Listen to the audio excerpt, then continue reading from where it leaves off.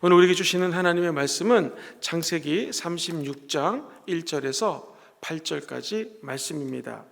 구약 성경 55면에 있습니다.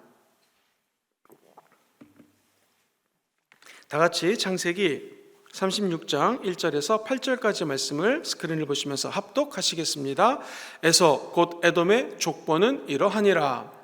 에서가 가나안 여인 중 헷 족속 엘론의 딸 아다와 히위 족속 시본의 딸인 아나의 딸 오홀리바마를 자기 아내로 맞이하고 또 이스마엘의 딸 느바롯의 누이 바스밧을 맞이하였더니 아다는 엘리바스를 에서에게서 낳았고 바스밧은 루엘을 낳았고 오홀리바는 여호수아 얄람과 고라를 낳았으니 이들은 에서의 아들들이요 가나안 땅에서 그에게 태어난 자들이더라. 에서가 자기 아내들과 자기 자녀들과 자기 집의 모든 사람과 자기의 가축과 자기의 모든 짐승과 자기가 가나안 땅에서 모은 모든 재물을 이끌고 그의 동생 야곱을 떠나 다른 곳으로 갔으니 두 사람의 소유가 풍부하여 함께 거주할 수 없음이로라. 그들이 거주하는 땅이 그들의 가축으로 말미암아 그들을 용납할 수 없었더라. 이에 에서 곧 에돔이 세일산에서 거주하니라. 아멘. 저는 오늘 이 말씀을 중심으로 에서를 통해서 우리는 어떤 꿈을 꿔야 될지, 에서와 나의 꿈이라는 제목으로 하나님의 말씀 나누기 원합니다. 같이 한번 해보실까요? 에서와 나의 꿈. 반면 거울이라고 해서요, 반면 교사라고 하는 말이 있죠. 거울을 보면 반대로 움직이게 됩니다. 오른손을 들면 거울 볼 때는 왼쪽 손이 들려진 것 같은 느낌을 받습니다. 마찬가지로 에서라고 하는 하나님의 말씀에 등장하는 주인공을 통하여 우리는 좋은 것은 받아들이되 또 반면 거울로 삼아서 다시 새롭게 꿈을 꿔야 될 것은 무엇이며 고쳐야 될 것은 무엇인지 잠시 은혜의 말씀을 나누기 원합니다. 이삭의 첫 번째 아들은 사실 야곱이 아닙니다. 에서입니다. 에서가 쌍둥이로서 먼저 태어났습니다. 이 에서는 사실 쭉 읽어보면 실패한 인생을 살았습니다. 그런데 오늘 성경은 에서의 족보가 쫙 기록되어 있어요. 왜 그럴까요? 우리로 하여금 이것을 담지 말라라고 하는 것이죠. 우리는 하나님이 주시는 거룩한 꿈을 꿔야 됩니다. 그런데 에서는 안타깝게도 인간이 주는 인간적인 욕심과 인간적인 꿈을 꾸었습니다. 사실 에서가 야곱보다 몇 분 먼저 태어났다는 것 때문에 그 장자가 되었습니다. 어릴 적 때는 사실 장자의 권리와 명분이 얼마나 중요한지 모르고 살 수 있어요. 그런데 점점 크면서 알 터인데 에서는 그런 모습을 찾아볼 수가 없습니다. 자기 할아버지 아브라함이 하나님과 맺었던 놀라운 언약이 자기 자신에게도 임할 것을 알아야 될 터인데 이것을 모르고 살았던 것이죠. 하나님이 어느 날 아브라함을 불러서 이렇게 얘기하십니다. 너는 본토 친척 아비 집을 떠나 내가 명령할 곳으로 가라. 그리하면 너는 큰 민족을 이루고 내가 너에게 복을 주어서 너 이름을 창대하게 하고 너는 복 그 자체가 될 것이다. 그리고 너희 자녀들은 충만한 이 땅에 복을 이루는 자녀가 될 것이라는 약속을 주셨습니다. 그런데 이 에서는 이거에 대한 전혀 상관없는 인생을 살았습니다. 한편 그 뒤에 태어난 야곱은 틀렸습니다. 얼마나 이 영적 장자권과 하나님에 대한 축복이 간절했는지 태어날 때 쌍둥이 아기가 지 형의 발끝을 잡고 태어났다는 것입니다.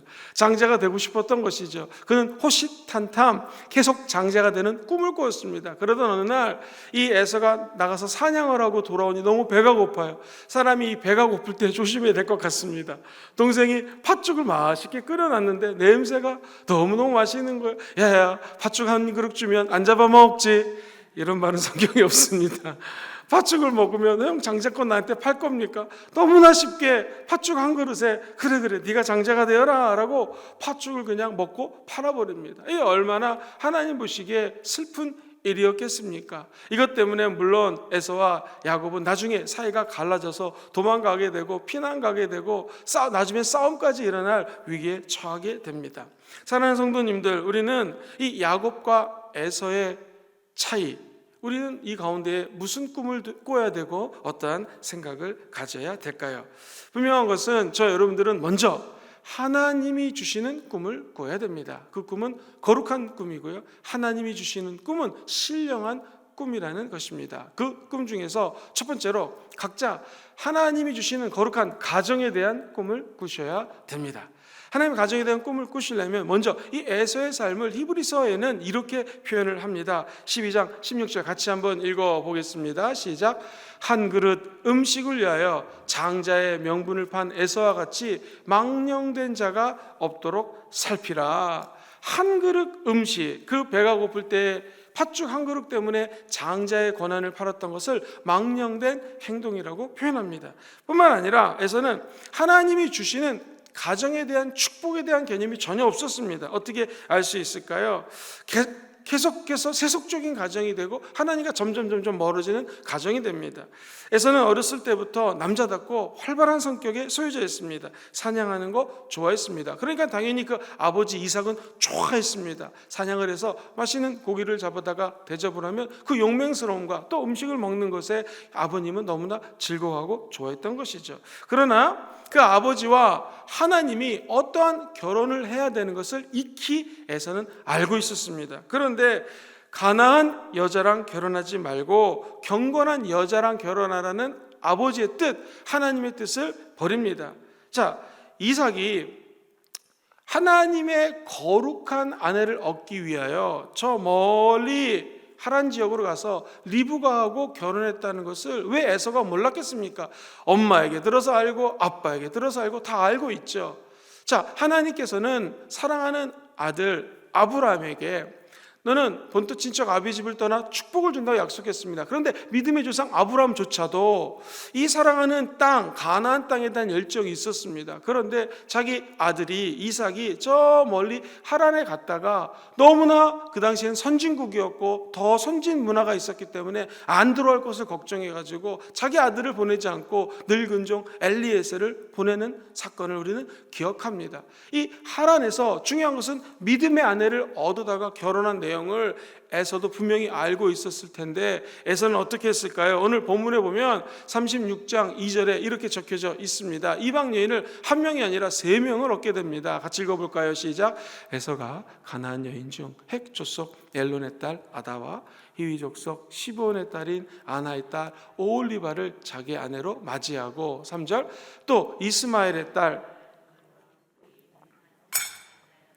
성경은 이야기합니다. 첫째 부인은 가나안 여인 중에서 헷족속 엘론의 딸 이 아다라고 하는 여인을 맡게 되고요. 이처럼 두 번째, 세 번째 전혀 하나님하고 관계없는 여인을 만나 결혼을 합니다. 자, 야곱이 신부감을 찾아서 또 형이랑 싸웠기 때문에 라반의 그 외삼촌지만 라반으로 간 때에 이 야곱은 어떤 일을 했을까요? 자기 딴에는 아버지에게 칭찬받고 싶어가지고 아브라함의 계열에서 태어난 여인과 결혼을 하게 됩니다. 이스마엘이라고 하는 사람 기억하시죠? 이스마엘의 딸 마할레아를 아내로 맞이합니다. 이스마엘은 누군가? 할아버지 아브라함이 첩을 낳지 않습니까? 그 첩을 통해서 낳은 아들이 이스마엘이거든요.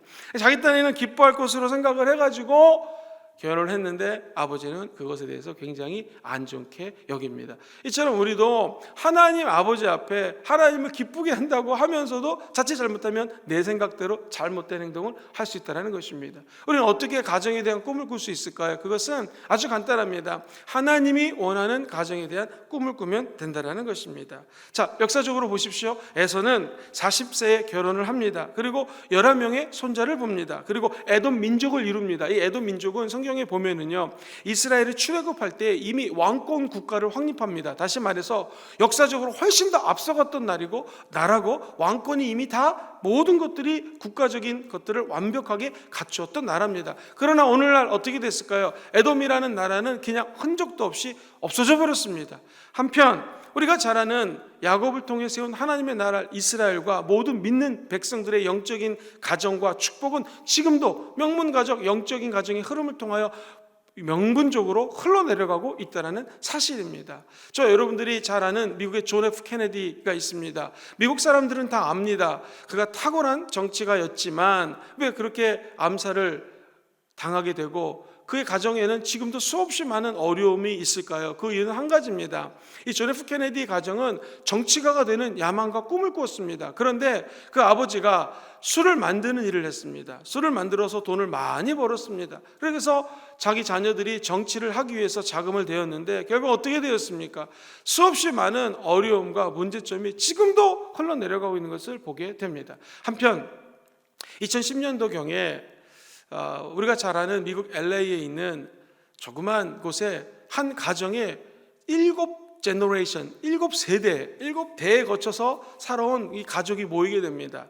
바로 방씨 패밀리라고 하는 모임입니다. 이 모임은 우리가 잘 알지는 모르겠지만 박만준이라고 하는 한 분을 조상으로 모시는 가정의 7제너레이션이 모인 거예요. 그래서 모여서 뭐 했냐면 기도회 하고요, 골프도 치고 부흥회도 하고요, 가족들이 모여서 목사님들이 많기 때문에 예배도 드리고 했습니다. 도대체 이 가정은 어떤 가정일까? 박만준이라고 하는 분은 우리나라 예수 그리스도를 초창기 때 받아들였던 분입니다. 그런데 이분이 예수를 믿고 났더니 부모님이 반대를 합니다. 이 제사도 안 지내고 말이야, 어찌 네가 그럴 수 있느냐. 그래서 평북 선천이라고 하는 지역을 떠날 수밖에 없었습니다.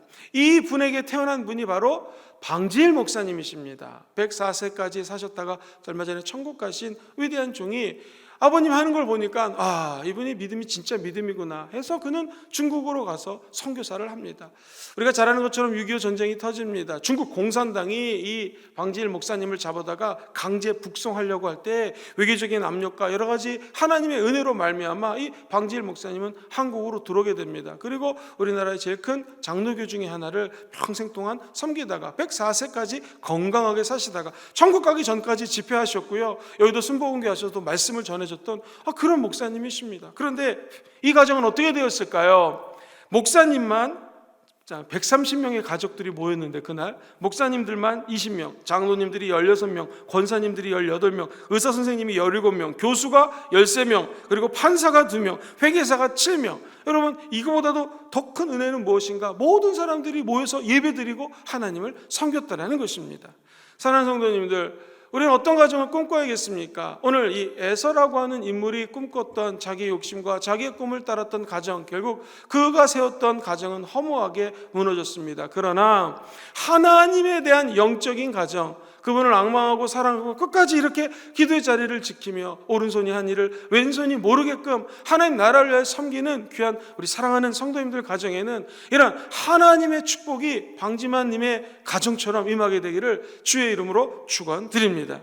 우리는 이 땅에 살면서 수없이 많은 사람들을 만납니다. 불신자도 만나고 또 여러 가지 사기꾼 같은 사람도 만날 수 있습니다. 그런데 우리가 품어야 될 마음 자세는 다음과 같습니다. 하나님, 천국 가기 전에 우리 마음속에 예수 그리스도에 대한 확실한 꿈을 꾸게 하시고 무엇보다도 하나님의 가정에 대한, 하나님의 천국 가정에 대한 꿈을 꾸게 도와주시옵소서라는 기도를 올려드리게 되기를 주의 이름으로 축원드립니다.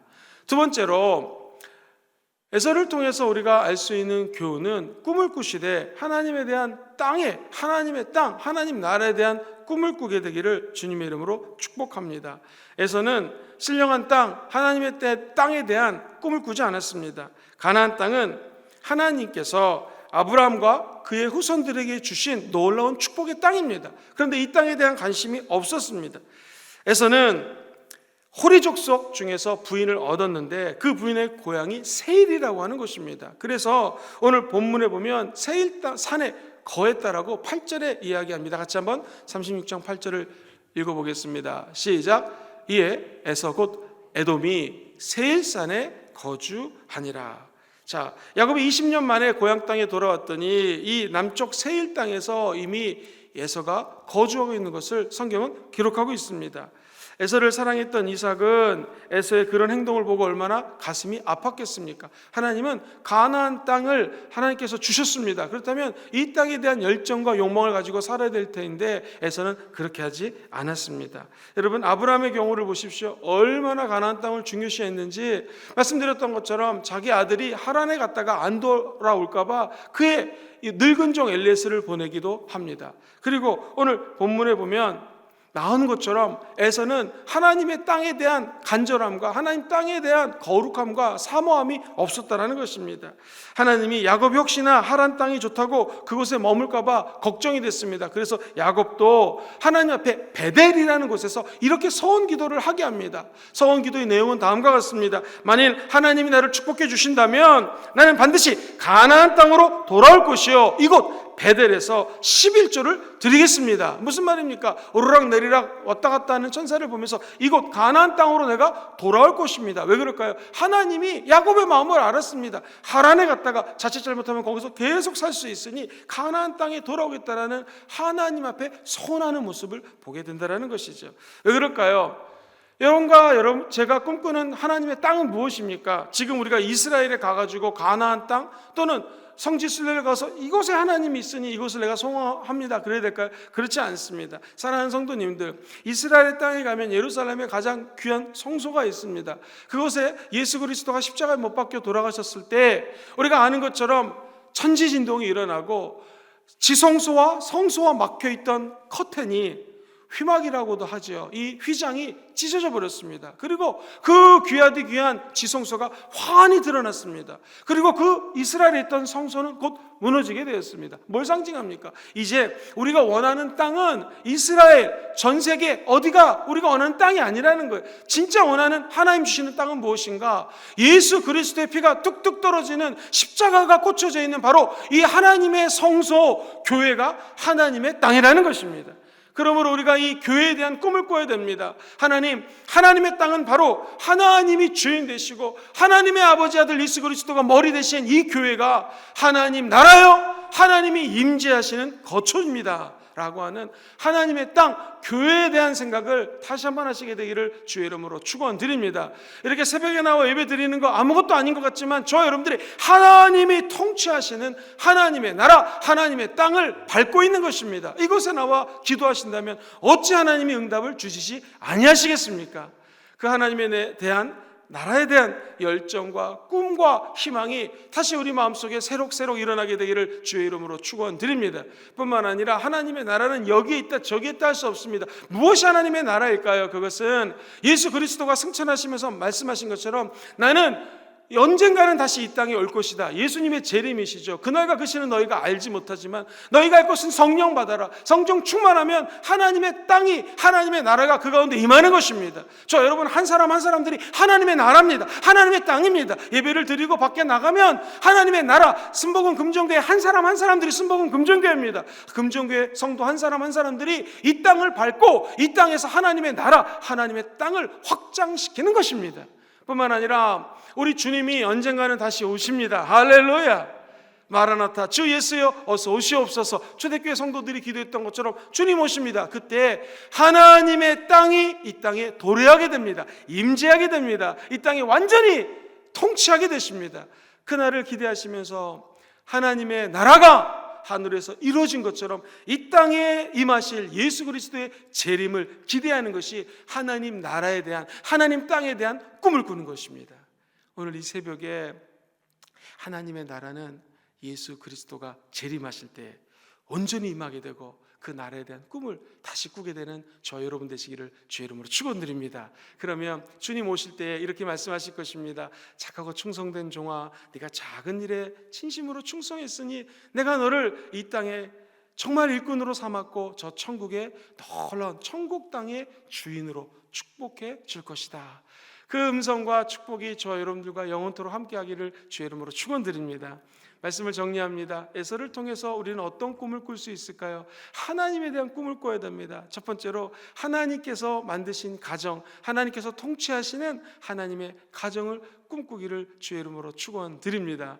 그리하여 하나님의 나라가 세속적인 가정이 되는 것이 아니라 하나님을 경외하고 하나님을 예배하는 나라가 되기를 주의 이름으로 축원드립니다. 두 번째, 하나님 땅에 대한 꿈을 꾸십시오. 하나님의 땅은 예수 그리스도께서 죽으심으로 교회를 통하여 하나님의 땅이 이루어졌습니다. 그리고 하나님이 이 땅에 예수 그리스도를 통하여 재림하시게 될 텐데 예수 그리스도의 재림시 하나님의 땅이 이 땅하게 편만하게 될 것이므로 재림의 신앙, 예수가 다시 올 것에 대한 확실한 믿음 가지고 오늘도 이 땅에서 승리하시는 저와 여러분 되시기를 주의 이름으로 축원드립니다.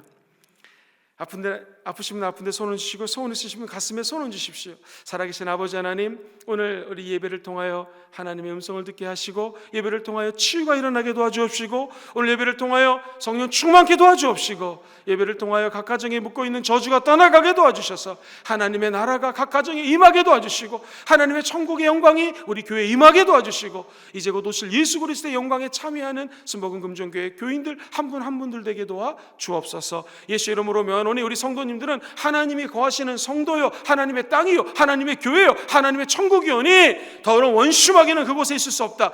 예수 이름으로 면오니 묶임을 놓고 떠나갈지어다. 모든 질병이 치유될지어다. 기적이 일어날지어다. 두통이 사라지게 도와주시고 정신적인 질병도 치료되게 도와주시고 눈에 보이지 않는 질병까지도 다 치료하여 주옵시고 하나님의 나라가 우리 가슴속에 임하게 도와주셔서 천국의 소망이 반드시 이루어지게 도와주시고 예수 이름으로 천국의 소원들이 성취되게 도와 주옵소서. 그리하여 오직 예수 오직 하나님께 영광 돌리는 하나님의 귀한 백성들 되게 하여 주옵소서. 예수님의 이름으로 축복하며 감사하며 기도합니다. 아멘.